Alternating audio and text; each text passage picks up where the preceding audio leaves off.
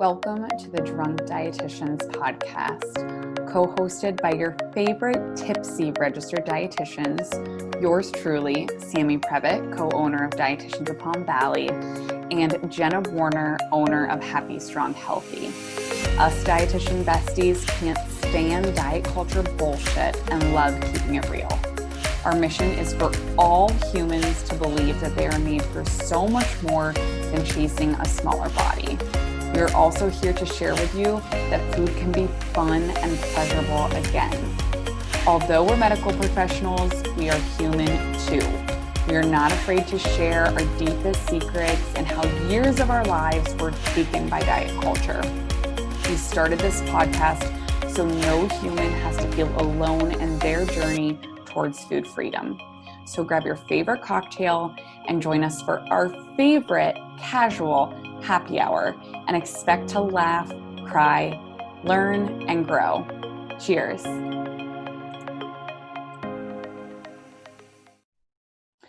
Welcome to another episode of Drunk Dietitians. Sam and Jenna here. Woo-hoo! And I can honestly say I feel a sensation in my body right now. I'm sweating. That sounds very weird to say to start this intro, but I had Janine Standish, who is a therapist, a mental health specialist, and we literally just did basically a live therapy session on air. Sammy asked her how much it cost afterwards. Jenna and I preach all the time, health from a holistic standpoint, not only physically, but mentally and emotionally. And she has nailed on about stress does to us, and living in 2020 with social media and all these apps and comparison and imposter syndrome. It was so good. It was so good. And she brought it home too, or actually Sam brought it home. You got to stay to listen to the whole episode. And she connected all of the way that food plays into this and the relation with food and things that we can do. There's action items that you guys can take away and implement right away from this episode. And when she speaks, I listen. I know Janine on a personal level. Janine has been an instrumental part of my mental health healing in my life, and connected me with all the right people, including the therapist that I see today. And I'm so grateful for Janine for that. But when she speaks, I listen because it's science-based. She has evidence. She has research. She has quotes. And it's okay, tell me more. Yeah, and her analogies were amazing. And it was just, we definitely, after today, I want to book a million more with her and just with mental health specialists and therapists in general, because I think that has such a huge role in health and it just needs to be talked about. So without further ado, enjoy this episode. Yeah, cheers and enjoy this episode. It was amazing. All right. So welcome back, everybody. We are on Drunk Dietitians here with one of my favorite human beings. Her name is Janine Standish. She is a therapist, mental health specialist, and registered yoga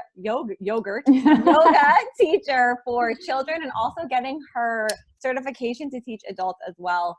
Janine is somebody that has impacted my life in so many different ways by the things that she says and just by just being around her. And I'm super excited to share her wisdom and her presence and her knowledge about so many things. I don't know how we'll condense this, but with all of you guys listening. So we kick off every episode, Janine, with a rapid fire that Sammy's going to get you on. And then after that, if you could just give us a little bit more about you, that would be awesome. And then we're going to dive into the topic today about why our bodies are not built to handle the stress of 2020. Awesome. Perfect. Love it. All right. Hello. So are you ready for your rapid fire? Sure. So she's positive. Other people got nervous. I'm there's nothing to get nervous about. It's really 5 questions, but I love how positive you are. Is it okay if we bring our grandma and our grandpa and our aunt and our uncle to session today? And I'm bring whoever you want. It's your session. They're there might be 10 people. And I'm okay, I grew up in a big Italian family. I can handle it. I can handle anything. Awesome. All right. Well, here we go. Okay. So you just tell us what you prefer. So coffee or tea? Tea. Wine? I prefer coffee, but I can't drink it anymore because I'm okay. Power. Gotcha. All right. Wine or beer? Wine. Tequila or vodka? Vodka. Love it. Sure. Snow or sand? Sand. Okay. This is the moment of truth on our podcast. Smooth or chunky, or I guess you could say creamy chunky butter. Oh. Jenna loves chunky. I do not love it, but it's okay. I'll let it slide. Just this once. And then last question here. If you could have one thing in limitless quantities for the rest of your life, but it couldn't be money, what would it be? Peace. Love that. Nobody said those that. keep getting better, but nobody has said sand or snow for the record. I want to meet that person. We need to get someone on here from like Denver who like lives in Vail and like they just like loves the powder. Yeah. Yeah. I will never. So. That's not me either, but it is like 50 degrees here today. But anyways, that was amazing. Janine, we're super excited to have you here and just want to really just dive in. But can you tell us a little bit about the work that you do to kick it off? Sure. So I have been a mental health counselor for almost 20 years. So I started out at a community mental health center. I worked in family-based services and in the asperger's related services department with special needs children, adolescents, and young adults. I did eventually transitioned fully into the asperger's related services department and was clinical supervisor there. So I supervised master's level interns, graduate students, our staff. I did a lot of community presentations and education, and I headed up a lot of our family-based programs. So I did a lot of the support for the parents, the families. I've created a siblings program. I eventually opened my private practice. And also when I was a community mental health, I did a lot of trauma work. Trauma, grief, and loss was a huge specialty of mine.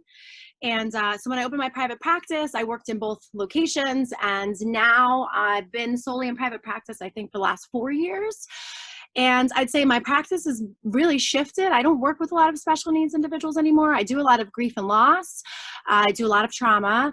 And I see a tremendous amount of young professionals who are completely stressed out and overwhelmed with their lives. Can you take 2 new clients, please? Janine, funny story. Janine actually found me my therapist who I've been going to for the past year. She's amazing because I couldn't go to Janine. And the other day I walked in and I haven't been there in forever. And I was like, I don't know what I'm going to talk about, like blah, blah, blah, blah, blah. And she was like, you seem really stressed. Like, why don't we talk about your stress? And I was like, me stressed? What are you talking about? Like, everybody needs that. Absolutely. So I find that that's really helpful. I probably have seen a lot of eating disorders in my practice. Not so much the more extreme ones that are, I have had some that are hospital discharged, but I tend to do the ones that can be seen in outpatient treatment because we have an outpatient model. I was certified as a youth yoga instructor about 2 years ago, and I created a wellness program for high school students that incorporates mindfulness, yoga, meditation, and also nutrition. Thanks to Jenna, we do some, kind of the gut brain health, and I teach them a little bit about that. So I've been doing that for the last 2 years. And actually this year we expanded it from a 6-week program into a 12-week program because that was actually what the students had requested, that it wasn't long enough. So I was really grateful for that. And currently I'm going for my adult yoga certification. So wellness is really important to me. I also am really involved in distributing Young Living essential oils. So I kind of love everything about wellness and just a whole body and mind's approach to keeping yourself where you need to be. And funny story, the trail mix recipe that I gave you, Janine, to give to the kids is probably Sammy's from back when we worked together. I think that was like the only thing I ever sampled out because it took like 2 minutes to like open a bag of nuts, a box of Chex, and like pretzels, raisins or something. Yeah. Well, they all love it. I mean, you bring high school students food and they're like, yes! Yeah, that's awesome. So funny. Well, first of all, I didn't crack open my drink. So let me cheers you guys real quick. I know it's Friday and we're all busy, but could you hear that crackle? Oh, it's perfect. Right? So cheers to that. But, you know, one of the things that I think it's just easy to dive right into it, is that you're seeing an influx of young people coming in with stress. So the topic that we picked was based on a conversation or a speech I've heard you give before, that I think it's powerful enough for every single person that ever listens to this podcast to really hear and listen to. And so can you talk about the impact of stress on our bodies and like what that means and what it does? Absolutely. I would also like to add that I have seen like a probably, I couldn't even give a percentage, the amount of increase in anxious teenagers and adolescents that come to me that cope with blind middle and hate themselves and their life is just so sad. And I feel that part of the challenges is that when I was 14, a long time ago, I didn't have social media, right? I didn't get an email address until I went to college. I had a cell phone that was like, I don't know if I'm dating myself. No, I had the brick. Now Zach Morris cell phone. Big ass brick. Yeah, it had 10 free minutes a month, and I kept it in the glove compartment in case I got into an accident.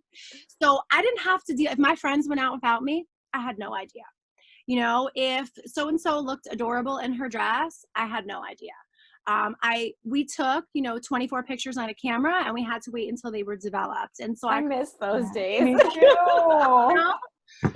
So I think that while technology is incredible in the sense that it connects us all, we can do things like podcasts, we can educate people, we can market our businesses.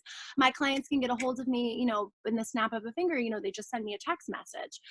I feel also that it's overwhelming and it bombards us. And I'm not sure that the adolescent growing brain, never mind our adult brains, can always manage and handle everything that is coming at us.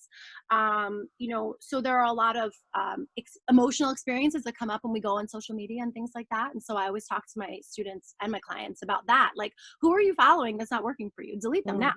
What messages are you getting that you're not enjoying? And the reason for that is because our stress response is built in, and it's archaic. We have had our body works in the same way that it did in the days of the caveman or cave people. And so I often give this example.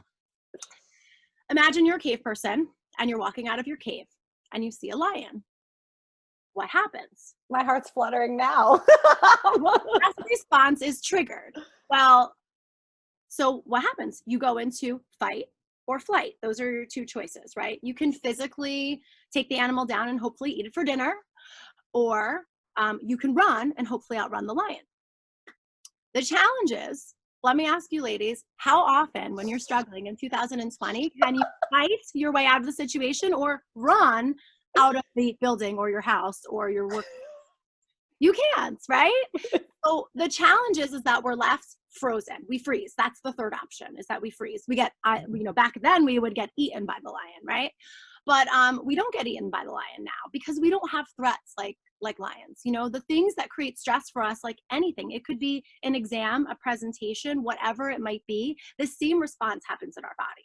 The same cascade of events, the same neurochemicals are released. And what happens is that we're frozen and we're saturated in those neurochemicals that are meant to activate us. And so we need something to do with them. And everybody goes, what's the big deal? So I have a whole bunch of stress chemicals in my body. Who cares? Well, I care. And you do. Because these stress chemicals, long-term wash of cortisol over our brain, which is the stress chemical that is released in this, stress process when our body's in what we call hyperarousal, is actually been shown to change brain structure, the parts of our brain, and brain function, the way in which our brain works. So if you want to protect your brain, you will learn stress management techniques. And like I always tell my clients, you can't stop stress from happening because stress is often external to us. The only thing that we can change is the way that we respond to it. If we learn to regulate our breath, if we learn to pay attention to the cues in our body, that we're starting to get into that hyperarousal. The other challenge of the stress response is that our neocortex, which is like our wise owl brain, it actually kind of shuts down to protect us in those moments. That's where we do all our higher level thinking. So we won't be calculating exactly which direction would be better to outrun the lion, because then we would be eaten, right? But when in the situations that we face today that cause stress, we need our full brain. We need all parts up and running. We don't want the amygdala, which is our emotional center, running the show. So that's kind of like my spiel on why it's so important. And breath is the number one way, like small breathing exercises. If your breathing is regulated, your body, it's impossible for your body to be in hyperarousal. And I think that's a really important thing to know, because if you can learn to just do some deep breathing exercises and things like that, you can start to notice. I mean, and I started to do this for myself. I would be doing a morning routine with my kids, and, you know, getting out the door in the morning in order to get to work and getting them to school. Sometimes it's one of those things that just like sends me into a tizzy, and I would notice I would be holding my breath because I just like, I'm like, oh, packing lunches, you know, the things that I don't feel like doing. And there I was like holding my breath, like I'm packing a lunch. What is the big deal? Like, I don't need to be over that. So, you know, and make sure I breathe and do all the things, you know, that I need to be doing to regulate my body. So that's my why our nervous systems are not equipped for 2020 talk. It like blows my mind every time. You go first, Sam. I mean, there's so many things running through my head. One, I'm going to see a therapist for the first time ever, and I'm so excited. It's taken me. It's literally been on my to-do list for years. And of course, I'm like, I don't need it. And then you realize that you're stressed beyond belief. And then I'm like, oh my God. So anyways, so excited about that. Yeah. But no, I think this is just so relatable. And I think, you know Jenna very well, and her and I have some overlapping clients in our practice and her practice, and just they're with like food stress, and they're always in fight or flight because they see something and they're so used to counting calories, and like that sends them into stress. And just like relationship with food stress is something that we see all the time. And then also, just like most people, you'll say, oh, what do you do for stress management? And they're like, what is my favorite? Yeah. Well, I'll usually get like Netflix as an answer, maybe getting their nails done. But other than that, it's usually what's that is the answer I get. And then you think about that though, like when someone's getting their nails done, they're on their phone. They're not like not doing anything, right? Yeah. Like I see people at the nail salon all the time. I'm one of them. And then if they're watching Netflix, is it going to be like a positive show, or is it a documentary about food or a show about killing people? Like that I've just finished the show like the series, and I'm not good with like killer, thriller, like give me a rom-com. And so like the entire time I'd be like freaking out. And then what's Joe Goldberg gonna do? How the hell am I gonna go to bed right now? Like I'm freaking out. So yeah. I don't watch a lot of TV though, and that's why. Because after that I was like, I can't do this anymore. But one of the major like key pieces of that whole talk is that, first of all, what I tell people all the time is that some stress is healthy, right? You touched on that too, Janine. Yes, of course, as long as we have stress management techniques. But we've been told, and people have been told, that like you can't be stressed because stress makes you gain weight and all of these things. And like there's so much misinformation out there and people are so confused by it. But the main takeaway that I relearned from when you just spoke is that like these are processes that it's because it's constant and it's over time, and we're not addressing it and we're not dealing with it. And so it's rising and it's rising and it's rising and it's building, and it's just going to explode. And it's not the stress that's making you have a bodily response. It's your lack of response to that stress. I would also like to note that like our brains are far more malleable than we thought they were. So we have neural pathways, which are like the roads in our brain. And essentially through repetition, we can create new neural pathways. Repetition of behavior will create new neural pathways, but we need to repeat those patterns multiple times. We need to continue to use that new neural pathway before it's a viable alternative to the other. And I always give the example of, if I know how to get to work and I drive the same way every day, I could do it with my eyes closed. Wouldn't be a good idea, but I could. And you know, and then suddenly there's a roadblock. I mean, I don't know about you, but I'm terrible with directions. I'm like fumbling for my GPS. I don't know where I'm going. I'm going to get lost. It's going to take me a lot of times to do that route before it becomes a viable alternative to the one I'm used to going to, right? This is the easy one. It's like I do it without thinking. It could be like grabbing that snack. It could be like eating, something that doesn't make my body feel good.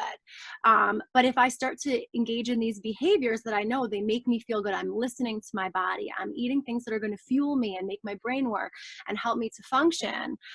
If I keep engaging in those behaviors, I create a new neural pathway that then supports me doing that and becomes a viable alternative to this one over here, which may not be working for me. So consistency is working, is what you're saying, right? Absolutely. Repetition and consistency. And it's funny because I will often say to my clients, I continue to ask you this. I keep talking about this. I keep asking you to repeat this behavior. Is it because you think that I don't think you're smart enough, or that I like to repeat myself? And they're like, I don't know. And I'm like, no, it's because that's how we create change in our brain. It's so important. Yeah. It's powerful. I'm probably going to butcher this, but it made me think of, I'm currently working towards becoming a certified intuitive eating counselor. And we just had our first training with Evelyn Tribbley, which was just like mind blowing. Somebody in there with a client, and she was like, you guys should use this. So what she'll do with a client when they're like, why can't I just like be an intuitive eater? And why can't I just like not care about weight and all of these things that like the stigma behind it. And so she'll say, okay, grab a pen and write your signature with your dominant hand, right? And so it's easy and it's beautiful and it's legible. And then she'll say, now switch hands and write your signature. And they're like, what's different about it? And they're like, well, it looks like a child did it, right? And it looks, and it's like, okay, well, what's the difference is we've had years of practice and experience and all of that. But it's interesting to think that our right and our left hand, they're both on our body. They both are functioned by the same brain, but because they haven't had the repetition and the consistency and the trust and all of that, like it provides a completely different outcome. And so I was like, whoa, mind blown. Like I love analogies and I love stuff like that because I think it's so powerful for people to hear. And I'm sure that can relate to stress management where if someone's like, well, yeah, like I try to do breaths, but like it didn't calm me down. So like, what do you got next? Right. And it's like, okay, right. Like we did it one time. And I'm that person 100% saying that. So full disclosure, but it takes time. It takes practice. It takes trusting the body. And I think there's so many like overlays and intersections with stress management and just like improving your relationship with food, which is a big thing of what we do here. So it's all connected because food is, this is obviously not a real statistic and I'm making it up, but I would say that in our world, social media and food are like the top stressors. Yeah. That's not I don't think you're making that up at all. I think it's weight because of weight bias, weight stigma, oppression, etc. Definitely food, definitely social media, 100%. So I would like to add something that I think is really important for people to understand, which is we have our primary brain, right? The one that sits up here in our beautiful heads. And then we have our second brain, which is our enteric nervous system, which is essentially our gut system. So like when they say trust your gut, like that's real. It's so important to understand how our gut works for us. And how important it is to keep your gut healthy in terms of your mental health. So I just always give the example of 95% of the serotonin, that is the neurochemical that regulates our mood. That's what all these antidepressants, SSRIs are looking to reuptake. That's the neurochemical they work on. 95% of that serotonin is actually created in our gut, not in our brain. So taking care of our mental health means attending to our gut and what we're putting in our body, and taking care of our, food wellness and what we're putting in our gut is going to relate to how we're going to feel emotionally. And I think that that's just like a really, really important. Our gut has more nerves than our spinal cord. If we were to roll the whole thing out, I believe it would cover, I think they say, a football field. So it's this vast sensory organ. So what we're putting in our bodies is so important, and it's so related to our mood. It's huge. That was a great statistic. Yeah, I'm totally quote getting of the that episode. one. Yeah, I think we just got to our nutrition tips a little early, but I love it. It is so powerful. And I think that finding the balance in your eating habits and your stress management and all of these things is just so important. So I think Janine knows this and Sammy knows this, and probably most of the listeners out there know this, but I'm very reluctant to yoga. I just have a hard time, dedicating my time to being still and breathing and doing all those things. But I can honestly tell you that I've never felt better as when I did a whole week of it. And so like, I don't know why I can't connect that to keep doing it, but what they say is true, that it just takes consistency. Yeah. If you guys don't mind, I want to share this awesome quote about emotions in our gut from Emmerman Mayer wrote a book called On the Gut-Brain Connection. And I put this in my presentation that I gave at Rutgers last September, because I just feel that it's such a powerful quote. And it says, when your emotions play out in the theater of your gut, a large ensemble of specialized cells are at work. The actors include various types of gut cells, cells of the enteric nervous system, and the gut's 100 trillion microbes. And the play's emotional overtones will alter their behavior and their chemical conversations. The plots rotate throughout your day, include negative, positive. Guts in the chronically angry or anxious person are usually using a script that dates back to childhood and may play out dark plots day after day. Many gut cells in these places over time adapt to accommodate the stage direction. Nerve connections in the enteric nervous system change.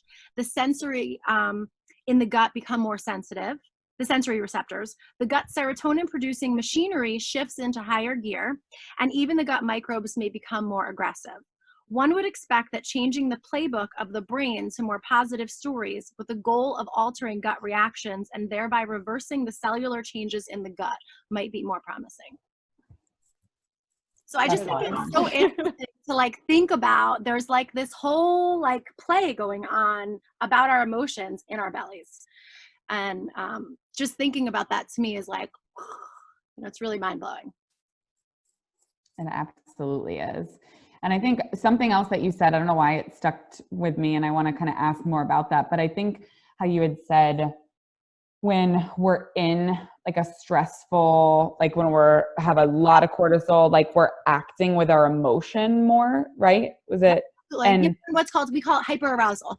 Okay. And I feel like I can connect to that so much, whether it's with work or home life or whatever it is, when you can just feel the sensation, every emotion has a physical sensation. And so you feel the physical sensation and then you can't even think straight. You're just acting on that emotion. And that can be very troublesome. And I feel like I can just connect to that. When you said that, I was well, I've never thought of it like that. But now that you said it, I feel that.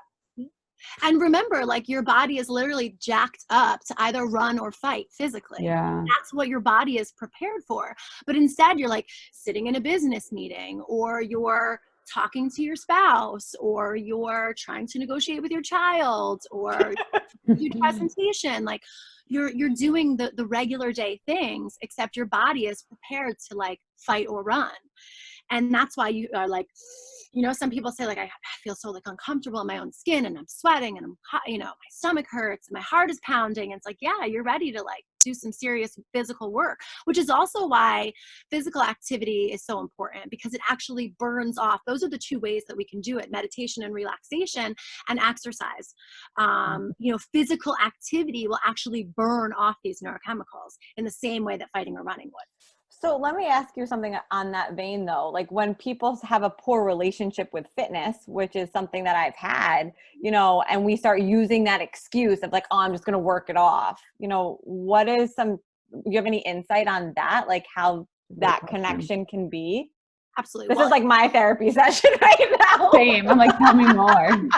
So it's not the only thing. The physicality has to be balanced with the breath work, the relaxation. You have to be just as adept at being still as you do at burning things off. So if you think of that dichotomy, if you think of can I always think of Liz, one of my yoga instructors who owns the studio that I go to and I'm training under, she always says strength and ease at the same time. How do you find that balance of you're with your breath, you're not muscling through a pose, you're regulated in your breath, you're in your body, and you're just doing the thing. You're doing it with ease, but you're using strength at the same time. You can be powerful and be calm and be still and be quiet.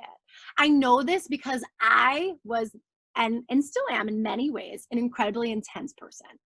But I almost cried the other day because one of my best friends who lives across the country, who I only get to talk to like, every couple, we're both moms, we're both working. It's challenging. We were talking the other day about a lot of things are going on in life. And she said, it's really amazing, Janine, like through this whole process of yoga and mindfulness and all the things that you're doing, she's like, you've softened. And I loved that word. Like, how do I soften? We all are like, yeah. And how do we not? Like on social media, everybody's showing their best self. Everybody's showing how successful they are, showing how beautiful they are, showing how fit they are. And it's like, we forget that like, yeah, well, that's like, it's like a highlight reel. It's not day-to-day life. And we're often comparing our day-to-day life with everyone else's highlight reel. And that's a challenge. It plays into, these negative thinking patterns and like feedback loops that we get into. So it's really about not just about physically burning them off, but also finding ease and stillness, and also finding a way to flip the script in your brain. And I say, what bullshit stories are you telling yourself? Yeah. And how do those need to change? Because if we really start to examine like what are we telling ourselves, and then maybe what are we telling other people, it really can be so powerful. And all of those things, in fact, it impacts the way that our body functions physically. I think going off of that just made me think, and you had already mentioned this earlier, but millennials, like stressed millennials is what you feel like you're seeing a lot of. And I think Jenna will probably be able to hopefully be able to agree with me on this one, but always. I know I see, we work with a lot of private practice dietitians and other dietitians that have virtual businesses or private practices, and the big like imposter syndrome, right? Of like, I'm not doing enough. And I think it comes back to the social media, the comparison trap that we live in. And so I know I hear a lot of clients with that. I know I personally struggle with that. I know a lot of friends that do. What are your biggest, like, and I think you kind of already touched on that, of like breaking those loops and telling yourself like actual truth instead of replaying those thoughts. But do you have any tips on that? Like with imposter syndrome and comparison trap, like how to get out of that?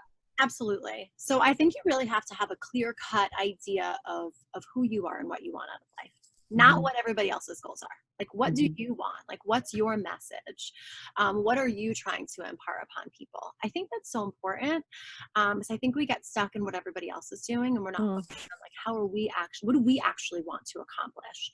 And, I laugh and joke because I run a successful business, and, I'm a yoga instructor, and I distribute essential oils, and I'm a mental health counselor. I have my own practice. And, You're a parent too, I'm a mom. Yeah. You have a lot going on. I like chair committees and, do all the things. I'm class mom and all those things. And I did not have a professional social media until this morning. That's probably why you're so successful. I was like, oh my gosh, I'm like doing a podcast on the internet. I should probably have like a professional page.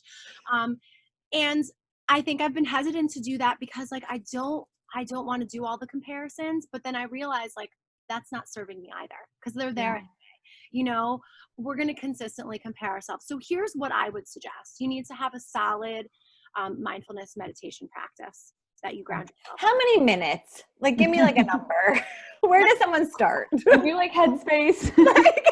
I'm ready to go. Like, that depends. So for me, I happen to do a Ziva training, and I do 15 minutes of meditation. It's a mindfulness meditation and manifesting in the morning and at night. So I do 30 minutes a day. Okay. However, does everybody need to do 30 minutes a day? No. If you can find you have to find something that works for you. So I have clients that they love that. They've read the book Stress Less, Stress Less, Accomplish More by Emily Fletcher, which is where I learned how to do it. I did the online training too. But I have clients who also do that. And then I have clients who are like, that doesn't work for me. I don't like that method. I like something else. There are a million apps. There's the Calm app. There's there's Headspace. The one thing that I do have to say that I do like about the one that I use is like, I don't need an app. Yeah. That's what I just feel like I want to disconnect from the phone completely. The blue light. Yeah. Yeah. So some people don't want to be app reliant. But here's the thing, start small. Like if you're doing 0 meditation and mindfulness a day, like, how about, how about 5 minutes? How about 5 minutes of breath work? How about, one of the things I love on the Calm app is there's body scanning exercises. Body scanning exercises are incredible because they tune us into what's going on in our body and how stress is showing up in our body. Are we grinding our teeth? Are we, lots of my clients like curl your shoes? Are you like wringing your hands out? Are you squeezing your arms in your body? Are you holding tension? What are you doing? Jenna's like, how? For anybody listening, I highly recommend you watch this video because our hand raising and our it's just great video. I'm also thinking about how like in college, one of my best friends used to be like, before you make a decision, like something stupid, like you should do Foursquare, which was like, hold your breath for 4 seconds, breathe, blah, blah. And I'd be like, shut up. I'm not going to say her name. Like, that's dumb. And like, she was the smart one all these years. So let me tell you a little background story for me. Cause I don't want people to think, oh, it's easy. It's like, I did not. I started out, I did my pre-practicum for grad school at the counseling center at the college at Seton Hall University where I went. And we were training the incoming freshmen. Part of our job was to give them training. And so I had to teach them relaxation exercises. And I was kind of like, oh my gosh, like, this is so lame. Like, this doesn't work. I'm just going to sit there and breathe and everything's going to be fine. And every time I tried, I would fall asleep. And I was like, I can't do this. This is just not for me. It's just not meant for me. And then I learned all about fight or flight and the brain. And I started doing a lot of, doing work with special needs children means learning a lot about neuropsych stuff. And I worked under an incredible neuropsychologist who taught me so much about the brain. And then when I started to do trauma work and I saw how not only did trauma alter our brain, but it also altered, the way we had experiences and it showed up in our body. I mean, I don't know if you guys have ever seen Bessel van der Kolk's work, but he talks about trauma literally lives in our cellular memory. Yes. So we need to release that from our bodies through things like, mindfulness and meditation and breathing and yoga and the slowing down things, the things that slow us. So it wasn't always something for me. When I went to my first yoga class because one of my friends was teaching and she was like, would you come? And I was like, sure. And in my head I thought, and I will never come back. Now I teach yoga. So, you told me something once where it was like your instructor, Liz, who's a wonderful yoga instructor. So you were sweating. And I always remember, I think about this. And like, she was telling you to be still and you took your towel and you wiped the sweat away. And Liz said, it's just going to come back. Why are you wasting your energy? And I thought that was like so powerful, like just like learning to just be in the moment. Like you're sweating. Cool. You're supposed to be still. Let yourself, like whatever it is, like, oh, you're thinking about something you have to do later when you're supposed to be on your date with your whoever, like, cool, let that wait, like be in the moment. And that's really hard. That's really hard for a lot of my clients to be out for meals with their family and not thinking about the stress of the food and all of that. And this mindfulness it's a big, big, big takeaway. Well, there's a great example in Emily Fletcher's book where she says, stop for a minute and try to change your heartbeat without moving around, without running, without anything. Try to make it go faster. Try to make it go slower. You can't, correct? We are not in charge of that, right? Like you try, but it's still going to be at the same pace unless you start running or, your heartbeat changes naturally when you are physically active, right? But you can't change it just sitting here. It's the same thing with thoughts. You can't, thoughts are involuntary, like heartbeats. You can't stop them from coming. But it's how you manage them and what you do with them that matters. Like your response matters. And those are the things you have control over. You have control over your response to your internal dialogue, those bullshit stories that we tell ourselves, and or the positive mantras that, are in our head, the positive thoughts that are in our head. And then also, totally lost my train of thought for a second. No, that was really good though. You could have even stopped it there. I didn't want to say mantras, so I was like, no, I didn't want to say mantras there. But yeah, so you have control over that internal, but then you also have control over how you respond to the external. Like this idea that like this person makes me so mad. Well, like, no, this person does a behavior you don't like. And then you have to choose whether or not you want to waste your energy on that. And I've been talking to my kids recently, my own children, and my clients too, but like we have a finite amount of energy throughout the day. We need to start choosing on what we really want to use that energy for. Do you want to waste it being angry? Do you want to wait? Like, I know a lot of us, we have to expend for long hours, and we have a lot of challenging things to do. You know, I used to be somebody who would get really frustrated when I was in traffic, like, oh, this guy, I can't believe it, you know? And then it's like now if things like that happen, I'm just like, I don't want to waste my energy on that person. Yeah. And it's just not worth it for me to get worked up about something that's just, it just doesn't matter in the grand scheme of my life. So this is an episode all my clients are going to be required to listen to from now. This is like required learning for sure. You know, and I feel like I'm just watching the clock on us because I feel like we could go forever on this topic, and I'm sure you agree, Sam. But I think that there have been so we do something called like the tipsy of the day or of the episode, and I just feel like the entire episode was a tipsy. Lots of notes over here. And everything was just so powerful. But I mean, Sam, if you have anything else to add, please interrupt me. But is there like some, you mentioned like start small, start slow, but is there something that, you know, one big, huge takeaway that you would want everyone to know who's living in 2020 in this stress world to like start to implement today, or to remind themselves, or to know and remember? I would say to like start an exploration to learn about the way that stress impacts our body. You know, like the Emmerman Mayer's book is like is hard to get through, but it's like really powerful.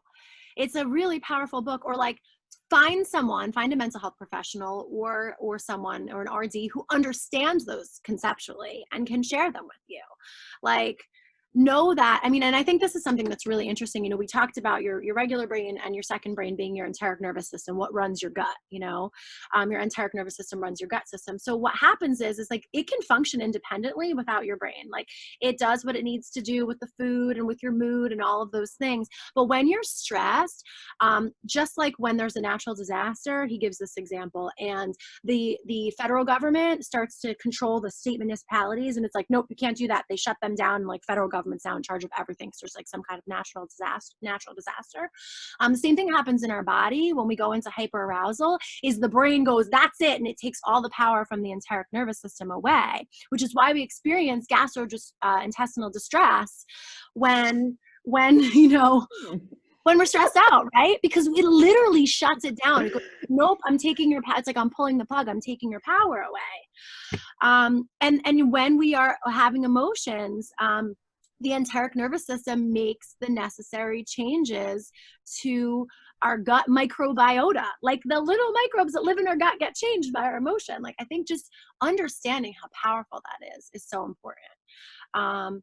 But I would say take 5 minutes a day to learn some breathing exercises, engage in gratitude practices. So there's a new thing. I actually got it from a dear friend of mine, Karen, who's actually my acupuncturist and a really good friend. You know Karen.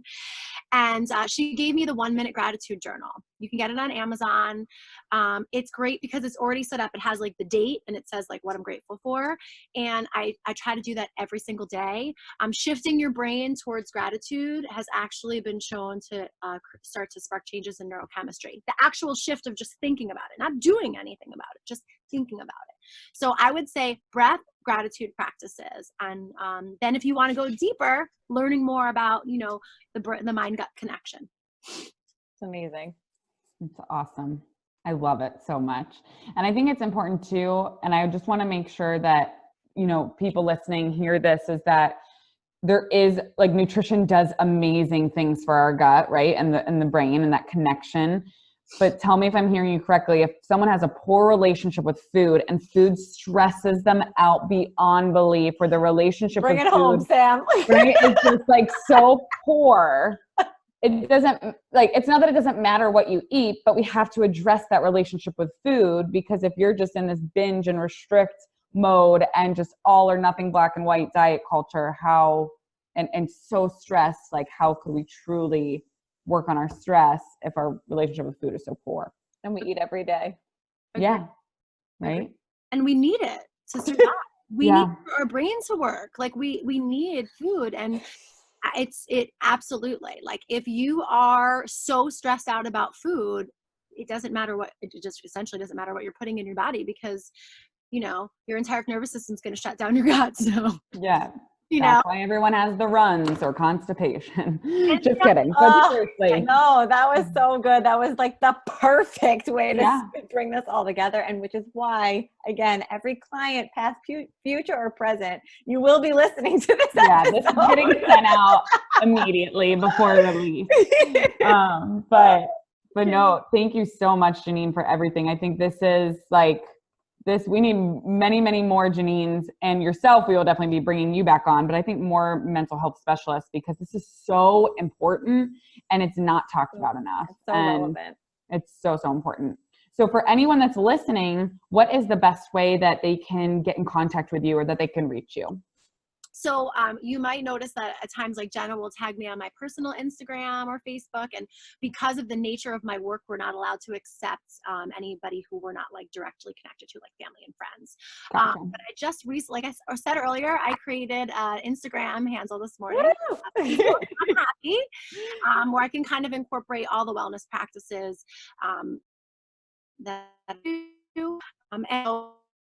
Actions.com is that's my private practice. You can get me at Standish, Standish, at meaningfuldirections.com. You can email me questions or whatever you might like. You're going to get a lot from me, I'm sure. Yeah. Same. Well, thank you for being here. This has been so empowering. Cheers to everybody. Lady, I'm keeping my flow today because I got to pick up the kids. Otherwise, I would be drinking my Deep Eddies. Later. Well, thank you, Janine. We love you. We appreciate you. And thank you for this conversation. Thank you for having me. Bye. Wow. Guys, thank you so much for listening and being here with us. I am virtually cheersing all of you. We absolutely loved sipping on a cocktail with you and sharing as many nutrition tipsies as possible during this episode. We know there are a ton of pods out there, and we are so appreciative of your time that you spent listening to us today. Please be sure to check out the show notes for episode details and all of our guest information. We promise to keep bringing you the best and the most knowledgeable and fun guests we possibly can. Please be sure to subscribe, like, share, and post if you enjoyed our content today. And visit us on Instagram and Facebook at Drunk Dietitians to find out what is up next for us on the pod. We absolutely love you. We appreciate you and can't wait to spend more time cheersing with you soon.